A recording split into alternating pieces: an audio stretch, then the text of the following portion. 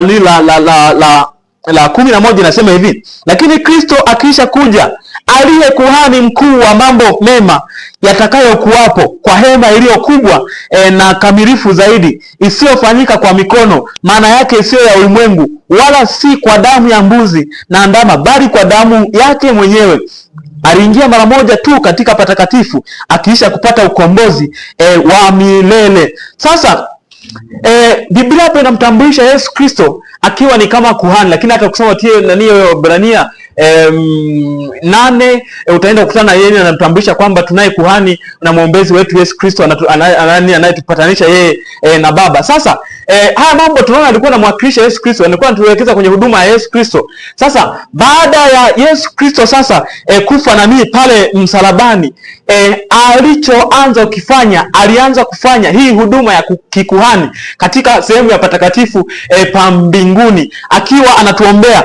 Ukisoma hiyo Waebrania 9 kuanzia fungu la kwanza hadi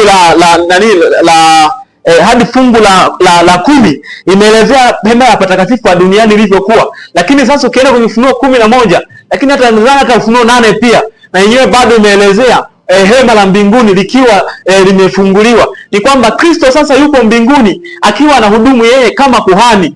Ni kwamba alipokufa alipofufuka na akapaa mbinguni, alienda kuanza sasa kufanya ile kazi ya kikuhani. Yaani baada ya ile hekalu la hapa duniani, kazi ilikuwa tunafanyika, ilikuwa tunamwakilisha yeye. Sasa alikuwa amekwisha kuja na yeye sasa mambo ambayo alikuwa anawakilishwa kwake, sasa alikuwa anaenda kuanza kufanya yeye mwenyewe kule mbinguni. Unaposoma kitabu cha Waebrania 9 fungu la 24, Biblia ina maneno yafuatayo, inasema hivi: kwa sababu Kristo hakuingia katika patakatifu palipofanyika kwa mikono, ndiyo mfano wa patakatifu halisi, bali aliingia mbinguni hasa aonekane sasa usoni pa Mungu kwa ajili yetu, wala si kwamba ajitoe mara nyingi kama vile kuhani mkuu aingiavyo katika patakatifu, ila kila mwaka kwa damu isiyo ya kwake. Ni kwamba Biblia inatambulisha kwamba wale makuhani wao walikuwa wanaingia mara kwa mara kwa ajili ya tukio la kushughulika na zile dhambi za watu, lakini ilikuwa ni mara moja tu katika mwaka kwa ajili ya upatanisho. Lakini Biblia hapo inatuambia sasa Yesu Kristo yeye, kwa sababu damu yake ni kamilifu, alikuwa yeye ameingia kwa damu yake yeye mwenyewe. Wale walikuwa wanaingia kwa damu za wanyama ambao hata hazikuwa na uwezo wa kusafisha dhambi moja kwa moja, ndio maana walikuwa wanarudia mara kwa mara. Lakini yeye damu yake ni kamilifu, ni damu ambayo ina uwezo wa kuondoa uovu mara moja tu. Kwa sasa hata Kristo aliingia mara moja tu katika kile chumba cha kwanza kwa ajili ya kufanya ile huduma ya kusongeza sadaka pamoja na kuondoa zile dhambi na kuanza kufanya ondoleo la dhambi kwa watu wake. Lakini katika ile huduma ya upatanisho kwa duniani, kuhani alikuwa anaingia mara moja tu kwenye kile chumba cha pili ambacho kilikuwa inaenda kufanyikia upatanisho. Hiyo ilikuwa ikiisha, basi mtu ambaye katika hiyo siku kama hatafanikiwa kusamehewa dhambi zake, kama hata ungama dhambi zake kwa dhati kutoka moyoni, ilikuwa hasamehewi na ndio imepita, na alikuwa anakatiliwa mbali, anaondolewa kabisa kwenye kutano la wana wa Israeli. Ukisoma hiyo Mambo ya Walawi 23 fungu la 28 hadi la 30, lakini pia unaporudi kwenye kitabu cha Mambo ya Walawi hiyo 16 kuanzia fungu la 30 hapo na kuendelea, limeongelea hilo swala. Mtu ambaye alikuwa hajatubu alikuwa hasamehewi. Ni kusema nini sasa? Kristo amehudumu tangu mwaka alipoenda mbinguni. Sasa alikuwa na hudumu kwa kile chumba cha kwanza, akiwa anafanya huduma ya kutuondolea dhambi zetu, huduma ya kutusamehe makosa yetu. Kwa tunaomba yeye anafanya hiyo kazi.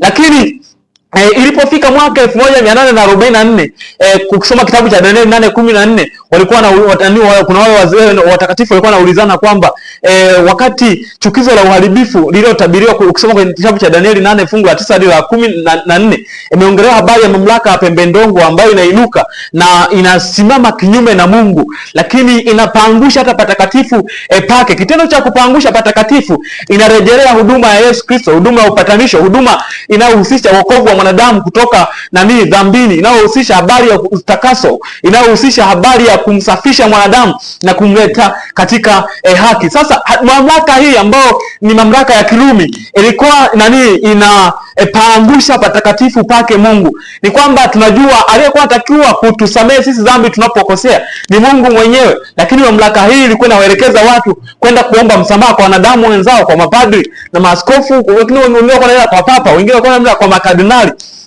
na watu wa kila aina walikuwa wanaenda kuomba dhambi. Hata sasa hivi bado inaendelea, unaenda kuomba na unataja dhambi gani ulizozitenda, utaje bila kuficha na umetenda mara ngapi. Ndivyo inavyofanyika.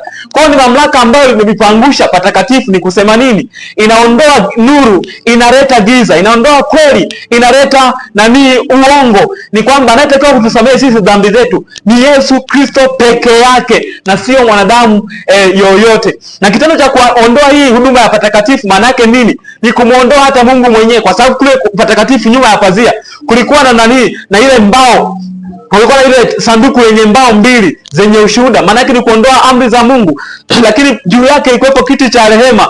Maana yake ni kufanya nini? Ni kuondoa ile huduma au neema au ile wanadamu Mungu namna tunavyomkosea, lakini bado anaendelea kutuhurumia. Ile huruma ya Mungu kwa mdhambi inaondolewa, lakini ni nini? Ni kumuondoa yule anayekaa juu ya kiti cha rehema, ni kumuondoa Mungu mwenyewe. Ni shetani aliitumia mamlaka kwa ajili ya kuwaelekeza watu katika huduma ya kujitafutia wokovu kwa njia ya wao wenyewe na sio kwa Yesu Kristo. Ni kuwageuza kutoka kwa Yesu Kristo. Sasa kwenye hii sasa huduma ya patakatifu sasa hii inapokuja kufanyika ni kwamba kinachofanyika sasa ni kwamba Kristo sasa akawa Danieli alipokuwa anaonyesha yale maono sasa kuhusiana hiyo habari ya huduma ya patakatifu patakatifu, kilichofanyika ni nini? Ni kwamba aliuliza mtakatifu mmoja, sasa ni hadi lini, hadi wakati gani patakatifu pataendelea kukanyagwa au chukizo la uharibifu litaendelea hadi lini kusimama katika patakatifu? Ndipo mzee mmoja akasema kwamba ni hata nyakati za jioni na asubuhi 2300 ndipo patakatifu patakapotakaswa. Kwamba habari sasa kama kuhani alivyokuwa anafanya huduma zake kwenye ile chumba cha kwanza kwa muda mrefu, sasa ile habari ya kuchukua zile dhambi na kuhamia nazo kwenye chumba cha pili, kitendo cha kupatakasa au patakatifu, ndio hiyo inaongelewa hasa huku. Anauliza hii patakatifu pa mbinguni itatakaswa baada ya muda gani? Danieli akawa amejibiwa ni kwamba ni baada ya jioni na asubuhi 2300 ambao ni kama siku 2300, kwa sababu uliendelea kwenye uumbaji. Mungu anasema kwamba ikawa jioni ikawa asubuhi siku ya kwanza. Kwa hiyo jioni asubuhi ni siku. Kwa hiyo jioni na asubuhi 2300 ni siku 2300. Lakini ni kusema nini? Unaposoma kitabu cha Ezekieli 4 fungu la 6, unaposoma pia kitabu cha Hesabu 14 fungu la 34, katika unabii siku moja huwa ni sawasawa na mwaka mmoja. Kwa hiyo hizi siku 2300 kwa ajili ya kutakaswa kwa patakatifu ni nini? Ni miaka 2300. Ilianza lini? Ukisoma kitabu cha Danieli 9 fungu la 25 hadi la 27, Danieli alikuwa anaambiwa kwamba ujue tangu kuwekwa amri ya kujengwa upya mji wa Yerusalemu, kuanzia kuta zake, mahandaki yake pamoja na barabara zake sasa kwenye hiyo mstari sasa ndio unaokuja kutupa hiki kinaanza hiki kipindi kinaanza lini sasa. Kwa sababu hapa kwenye hizi sura kuna matukio mawili. Kuna hii la kutakaswa kwa patakatifu, ndio ina hii miaka 2300, lakini ndani yake bado kuna tukio jingine dogo ambalo lile la kuangamizwa kwa mji wa Yerusalemu. Kuna kipindi cha majuma 70 kimeelezewa kwenye kitabu cha Danieli 9. Lakini sasa ni kusema nini? Vipindi hivi vyote, kwa maana hiki kirefu na hiki kilichopo ndani yake, kinaanza kwa wakati mmoja. Na kinaanza lini? Fungu la 25 kitabu cha Danieli 9 limesema kwamba tangu kuwekwa amri ya kujengwa upya kwa mji wa Yerusalemu. Kwa kuanzia hicho kipindi hiyo amri ilipowekwa, ndipo sasa hii kipindi cha kuhesabu sasa lini patakatifu patatakaswa, lakini sio tu hivyo na lini Yerusalemu itaangamizwa, ndipo kilipokuwa kinaanza mnamo mwaka wa 457 kabla ya Kristo. Ndipo sasa